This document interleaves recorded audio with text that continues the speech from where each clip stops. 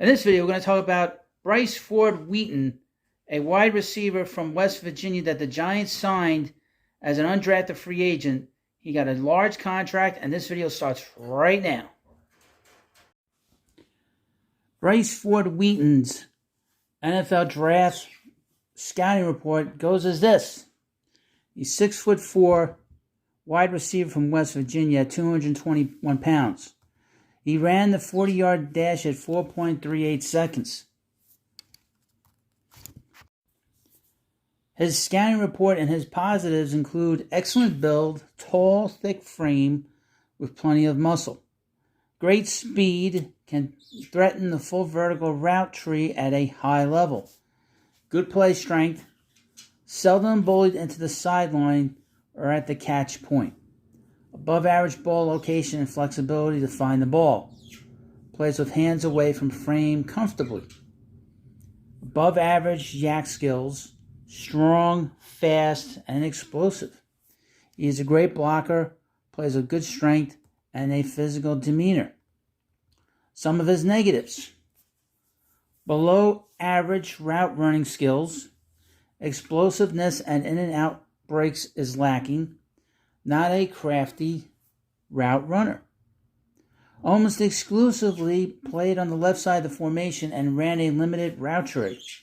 Needs to be faster beating press. Stops his feet and loses momentum. Bryce Ford-Wheaton is a height, weight, speed prototype with the ball skills and blocking demeanor to blossom into a legit starter. His receiving game centers around his size and athleticism combination.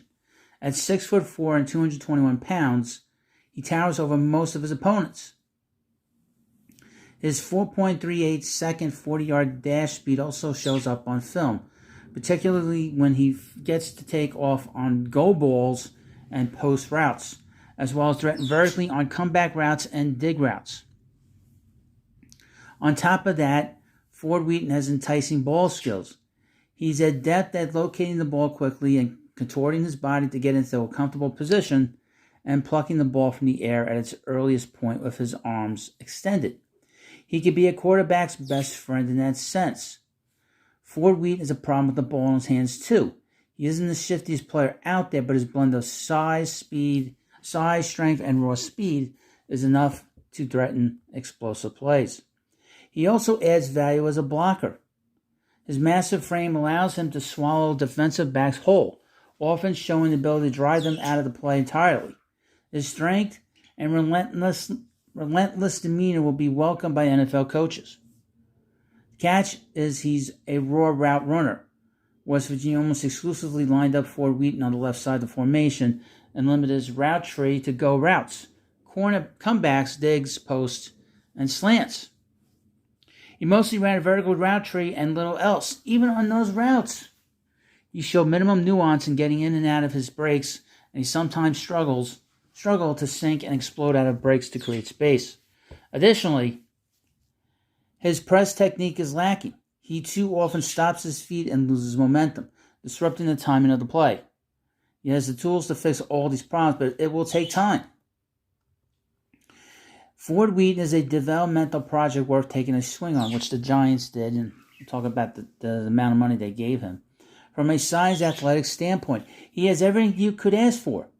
His ball skills and blocking chops also give him a solid foundation to work with while he irons out inconsistencies in middling route running skills that plague his game. He fits best as a standard X receiver in a vertical offense, a la DK Metcalf or DJ Chark. Now, the Giants signed Ford-Wheaton to a contract for serious money. According to Dan Dugan of The Athletic, Ford-Wheaton signed for $236,000 in guaranteed money in addition to a $30,000 signing bonus. A full season salary on the practice squad in the NFL is $216,000.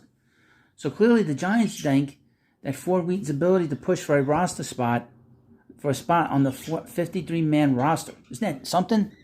They must have high hopes for him. Now, they've done a good job the last 2 years with the draft and bringing in these guys. NFL teams typically carry 5 to 6 receivers on their active roster. Darius Slayton's on the Giants. Darius Slayton, Paris Campbell, Isaiah Hodgins, who played well at the end of the year, came from Buffalo with Brian Dable and Joe Shane. Jalen Hyatt, Sterling Shepard, and Wandale Robinson are locks. The good news is that the Giants began the season last year carrying 7 wide receivers, including another former Mountaineer, David Sills. Brian Dable likes his quarterback to spread the ball around, so having depth at receiver is extremely important in the Giants' offense. Come August, it could very well end up being Sills versus Ford-Wheaton for that final spot in the receiver room.